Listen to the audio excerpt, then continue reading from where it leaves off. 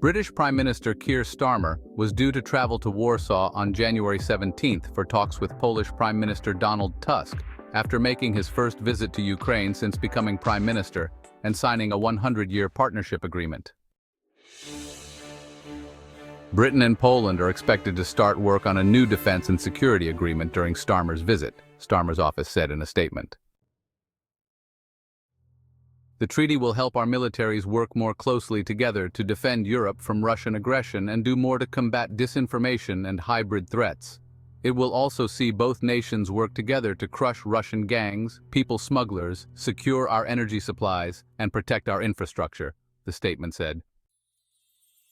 Starmer said on January 16th in Kiev that any deal to end the war in Ukraine must guarantee Ukraine's security and independence. The visit was the last meeting between Ukrainian President Volodymyr Zelensky and senior officials from Ukraine's allies before the inauguration of U.S. President-elect Donald Trump on January 20th. Zelensky later met on January 16th with Italian Defense Minister Guido Crosetto and Dutch Foreign Minister Casper Veldkamp. The Ukrainian president expressed his gratitude to both countries for their support.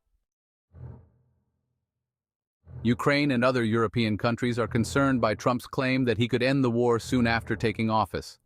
They fear that a hastily drawn-up agreement would force Ukraine to cede territory to Russia in exchange for peace. Trump's stance on Ukraine has also raised fears in Kiev and Europe that his administration will cut off vital U.S. military aid.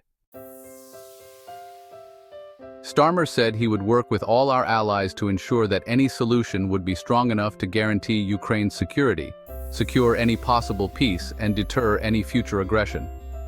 Britain has been one of Ukraine's biggest military backers, pledging £12.8 billion or $15.6 billion in military and civilian aid since Russia began its full-scale invasion.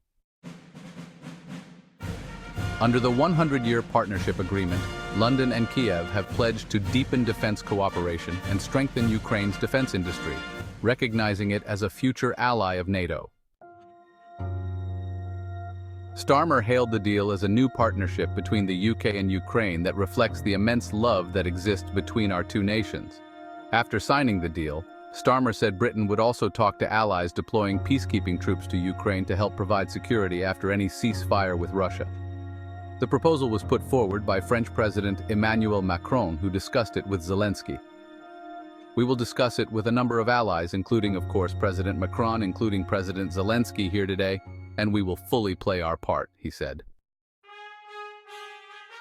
Zelensky welcomed the 100-year-old agreement, saying he hoped for similar agreements with other allies. Relations between Ukraine and the United Kingdom are now closer than ever, he said in his evening speech.